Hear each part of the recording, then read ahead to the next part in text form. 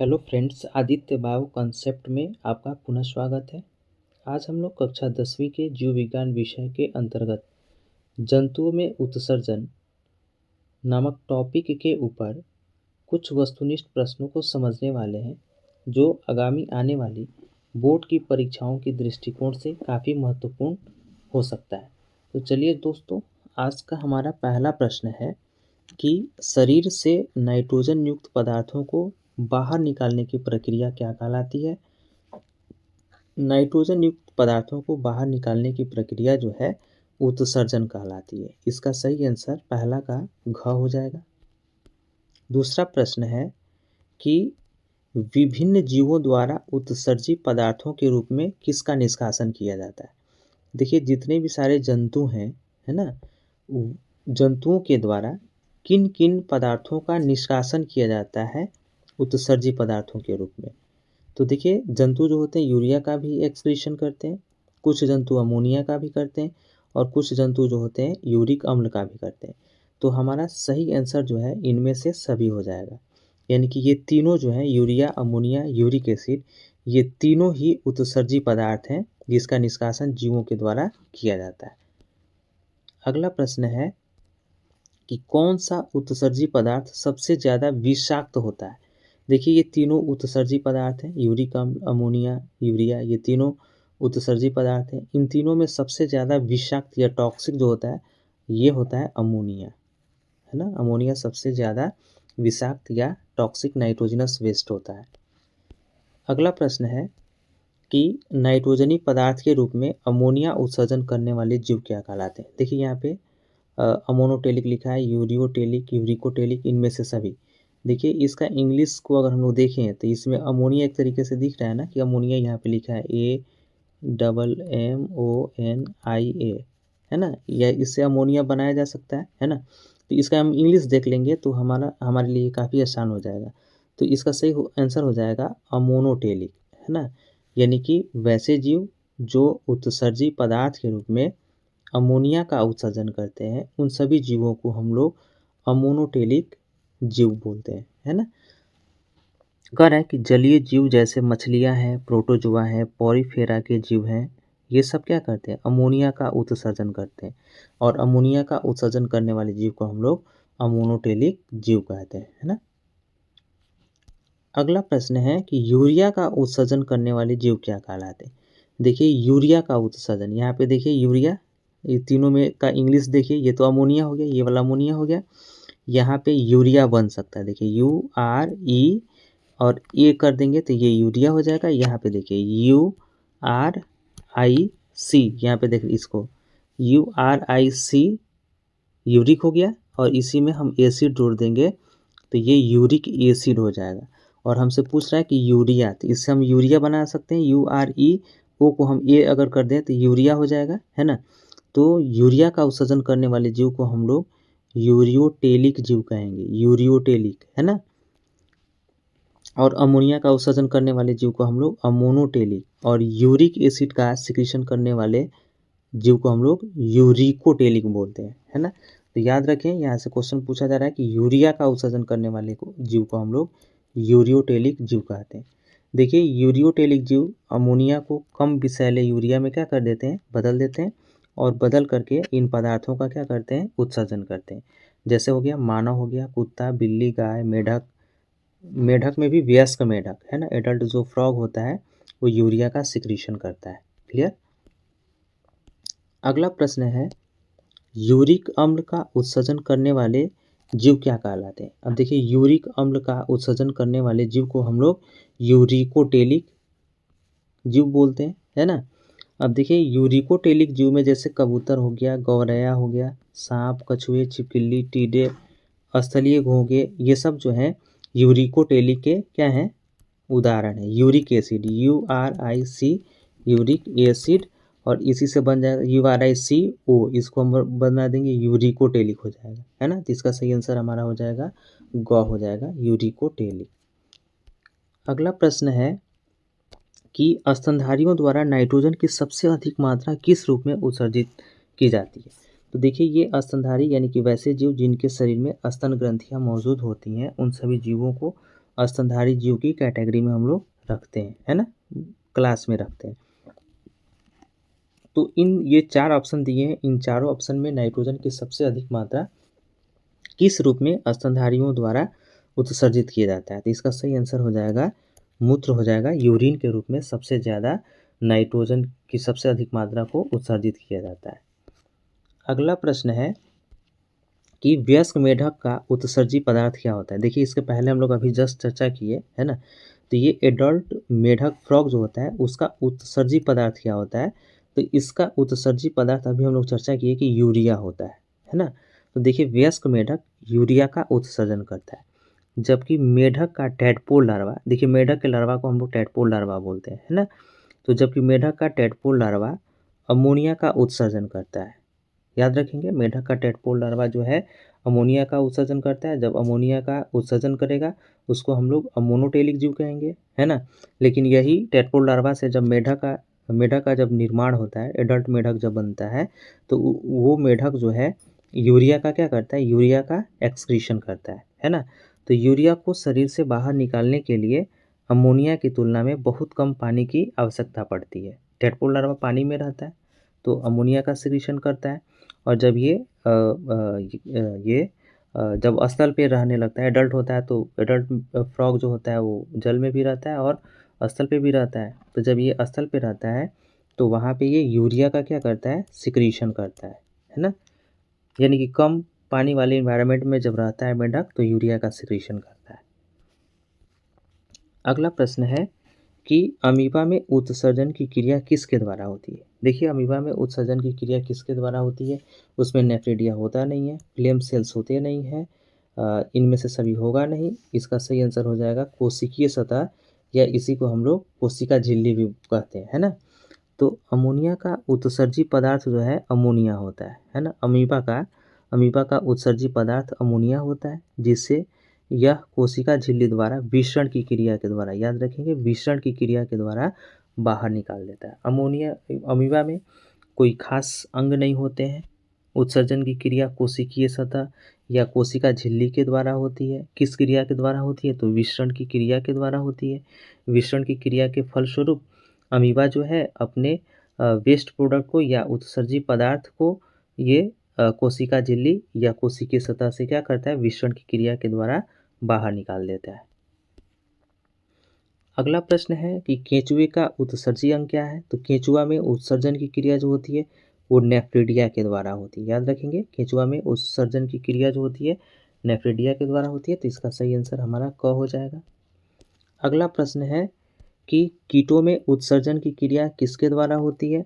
तो कीटों में उत्सर्जन की जो क्रिया होती है वो मेलपिजियन नलिकाओं के द्वारा होती है, मेलपिजियन ट्यूब्यूल्स के द्वारा होती है। अगला प्रश्न है केंचुआ का उत्सर्जी उत्पाद क्या होता है?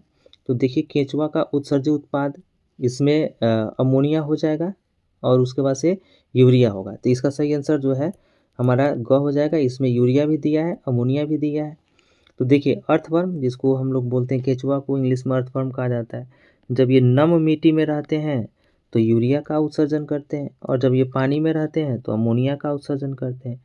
इसमें मुख्य उत्सर्जी पदार्थ यूरिया ही होता है ना। तो देखिए, केंचुआ जो है जब नम मिट्टी में रहता है, जहाँ पे पानी की कम मात्रा होती है, तो उस समय ये यूरिया का सिक्रीशन करता है ना। तो यूरिया का सिक्रीशन जब करेगा इसको यूरियोटेलिक एनिमल कहेंगे। लेकिन जब ये अर्थवर्म जब पानी में रहता है तो वहाँ पे अमोनिया का सिक्रीशन करता है, क्योंकि वहाँ पे पानी की मात्रा क्या होती है, बहुत ज़्यादा होती है। तो वहाँ पे ये अमोनिया का सिक्रीशन करता है ना। अगर इन दोनों में से अगर हम लोग ये करें, मैंने अगर बात आए कि केंचुआ किस प्रकार का जीव है, तो वहाँ पे लगाएंगे कि केंचुआ जो है हमारा यूरियोटेलिक होता है, यूरिया का सिक्रीशन करता है। तो यूरिया का वहाँ पे चुनाव करेंगे, है ना। तो इसका मुख्य उत्सर्जी पदार्थ यूरिया ही होता है। जब यूरिया है तो ये यूरियोटेलिक हो जाएगा, है ना। याद रखेंगे इसको। अगला प्रश्न है कि फीता कृमि जिसको हम लोग टेप वर्म बोलते हैं, है ना, टेप वर्म में किसके द्वारा उत्सर्जन की क्रिया होती है? तो इसका सही आंसर हो जाएगा फ्लेम सेल्स होती हैं, ज्वाला कोशिकाएं होती हैं, जिसके द्वारा उत्सर्जन की क्रिया टेप वर्म में होती है ना। अगला प्रश्न है कि पक्षियाँ उत्सर्जी पदार्थ के रूप में किसका उत्सर्जन करती हैं, यानी कि पक्षियों में जब उत्सर्जन की क्रिया होती है तो उत्सर्जन की क्रिया के फलस्वरूप वो किस नाइट्रोजनस पदार्थ को शरीर से बाहर निकालती है सर। तो इसका सही आंसर हमारा हो जाएगा यूरिक एसिड, यानी कि यूरिक अम्ल हो जाएगा। यूरिक अम्ल जितनी भी सारी पक्षियाँ होती हैं नाइट्रोजनस वेस्ट के रूप में यूरिक अम्ल का क्या करती हैं, उत्सर्जन करती हैं। अगला प्रश्न है कि मानव में किस प्रकार का उत्सर्जन पाया जाता है। तो मानव जो है यूरिया का क्या करता है, यूरिया का एक्सक्रीशन करता है, उत्सर्जन करता है, इसलिए इसको हम लोग यूरियोटेलिक एनिमल्स कहेंगे। मानव जो है यूरियोटेलिक एनिमल्स का क्या है, एक उदाहरण है ना। अगला प्रश्न है इनमें से उत्सर्जी अंग कौन है। तो देखिए उत्सर्जी अंग के रूप में हमारे पास फेफड़ा भी है जहाँ से CO2 गैस बाहर निकलती है, त्वचा भी है, शरीर से बहुत सारी अशुद्धियाँ जो होती हैं वो त्वचा के द्वारा बाहर निकलती हैं, है ना। उसके बाद से किडनी भी है, ये सब इसका सही आंसर जो है हमारा ये सभी हो जाएगा। लेकिन अगर हम लोग प्रमुख उत्सर्जी अंग की बात करें तो इसका सही आंसर हमारा क्या हो जाएगा, किडनी हो जाएगा। वैसे उत्सर्जन की क्रिया इन तीनों अंगों से होती है ना, लेकिन मुख्य या प्रमुख उत्सर्जी अंग जो है हमारा किडनी हो जाएगा ये, है ना। तो इसका सही आंसर इनमें से सभी हो जाएगा। अगला प्रश्न है कि निम्न में से कौन सबसे अधिक विषैला नाइट्रोजनस अपशिष्ट है। तो सबसे विषैला नाइट्रोजनस अपशिष्ट पदार्थ जो होता है वो अमोनिया होता है ना, सबसे ज़्यादा। अगला प्रश्न है कि प्रोटोजोआ में उत्सर्जी पदार्थों का निष्कासन किस क्रिया के द्वारा होता है। तो प्रोटोजोआ में उत्सर्जी पदार्थों का निष्कासन जो है वो विसरण की प्रक्रिया के द्वारा होता है, डिफ्यूजन की प्रक्रिया के द्वारा होता है उत्सर्जी पदार्थों का शरीर से निष्कासन। अगला प्रश्न है कि मानव का उत्सर्जन तंत्र किस अंगों से मिलकर बना होता है, किन किन अंगों से मिलकर मानव का उत्सर्जन तंत्र बना हुआ है। देखिए इसमें वृक्क भी होते हैं, मूत्रवाहिनियाँ भी होती हैं, मूत्राशय भी होते हैं। इसका सही आंसर हो जाएगा ये सभी हो जाएगा।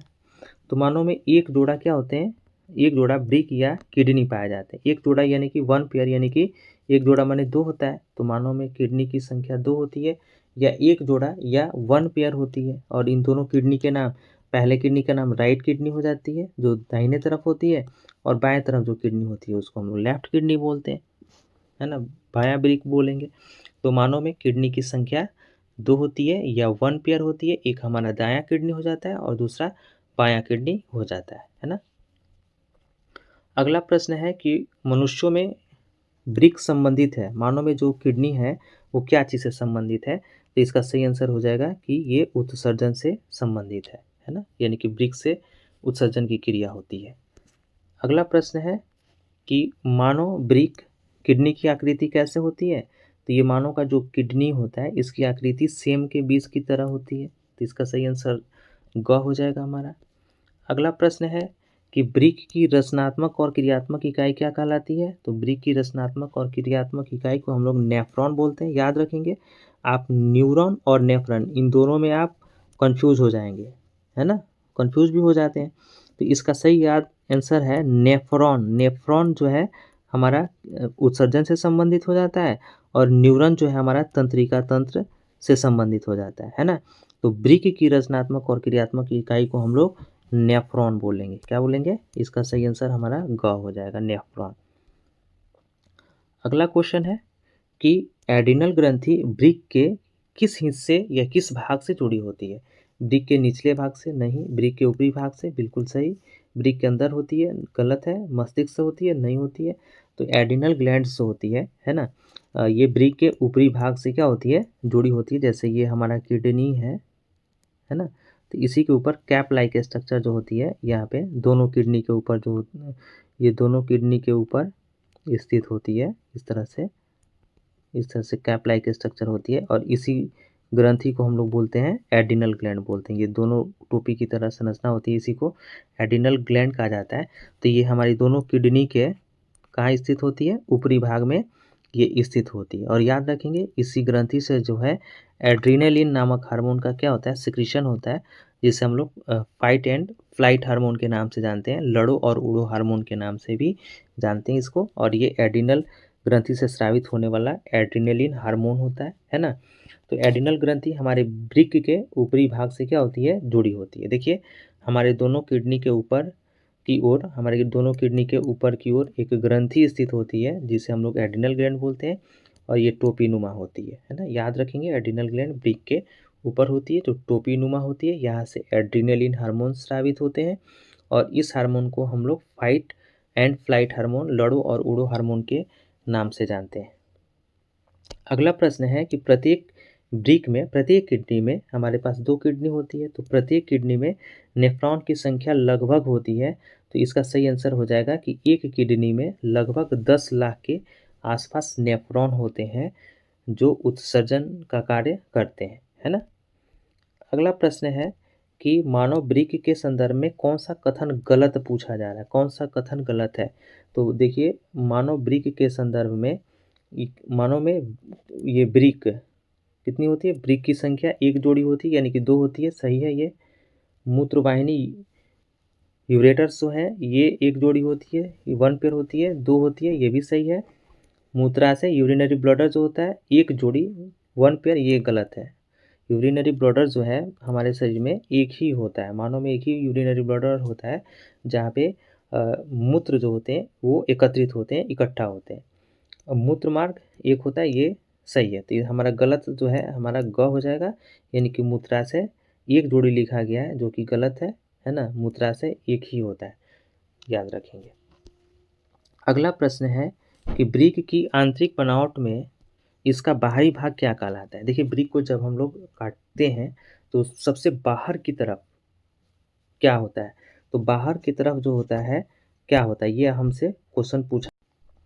तो बाहर की तरफ जो है हमारा कॉर्टेक्स होता है, याद रखेंगे कॉर्टेक्स, और अंदर की तरफ जो है वो हमारा मेडुला होता है। तो इसका सही आंसर ख हो जाएगा। अगला प्रश्न है कि नेफ्रॉन में कप जैसी रचना पाई जाती है जिन्हें कहा जाता है। देखिए, नेफ्रॉन जो होता है, नेफ्रॉन का जब आप फिगर आप ध्यान से आप देखे होंगे तो इस तरह से कप की तरह रचना होती है। तो ये जो कप की तरह जो रचना है इसको क्या कहा जाता है, तो इसको हम लोग बोलते हैं वुमेन्स कैप्सूल बोलते हैं, है ना। क्या बोलते हैं, इसको हम लोग बोलते हैं वुमेन्स कैप्सूल बोलते हैं। यहाँ पे आपके ये यहाँ पे नसों का क्या होता है, एक जाल होता है ना, और यहाँ से 2 वेसल्स निकले होते हैं, है ना, सिराएं निकली होती हैं।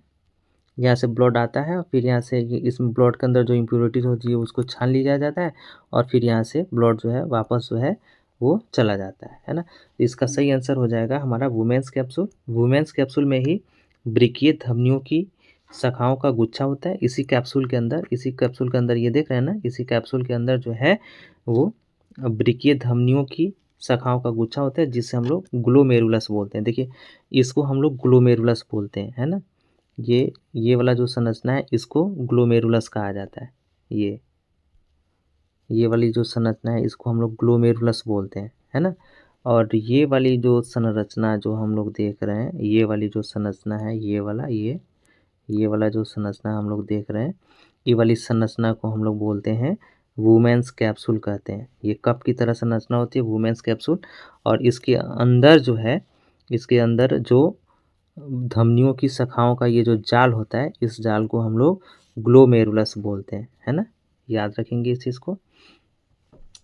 और जहाँ पे रक्त के छानने की क्रिया क्या होती है, संपन्न होती है ना। अगला प्रश्न है कि मानव शरीर में यूरिया का निर्माण किस अंग में होता है। हमारे शरीर में जो यूरिया बनता है उसका निर्माण किस अंग में होता है। हृदय में नहीं होगा, किडनी में भी नहीं होगा, मस्तिष्क में भी नहीं होगा। इसका सही आंसर हमारा यकृत हो जाएगा, लीवर, यानी कि लीवर में ही यूरिया का निर्माण होता है। अगला प्रश्न है कि शरीर का संपूर्ण रक्त किसके माध्यम से शुद्ध होता है। हमारे शरीर में जितने भी सारे ब्लड हैं, धीरे धीरे सारे ब्लड जो हैं वो शुद्ध हो जाते हैं। किसके किसके माध्यम से शुद्ध होते हैं, तो इसका सही आंसर हमारा ख हो जाएगा, ब्रिक हो जाएगा। अगला प्रश्न है कि नेफ्रॉन में यू आकार की संरचना क्या कहलाती है। देखिए, यहाँ पे जब आप पढ़ेंगे इसको, ये हमारा तो हो गया वुमेन्स कैप्सूल हो गया। आगे की तरफ ऐसे नली आती है और नली आकर के ये आगे की तरफ ये यू आकार की हो जाती है। इस तरह से यू आकार की हो जाती है ये नली, है ना। ये नली आकर के ऐसे जुड़ेगी, ये वाली ऐसे आकर के ऐसे क्या होती है, जुड़ी रहती है। और ये यू आकार की नली हो जाती है। तो पूछा जा रहा है कि ये यू आकार की जो नली होती है इसको हम लोग क्या बोलते हैं? तो इसको हम लोग बोलते हैं लूप ऑफ हेनले या हेनले का चाप कहा जाता है ना? तो दोस्तों बस आज के लिए 30 प्रश्न को हम लोग देख लिए। आज के लिए बस इतना ही। आगे का जो और सारा जो वस्तुनिष्ठ प्रश्न है इसको हम लोग अगले पार्ट में समझेंगे। आज के लिए इतना ही। धन्यवाद।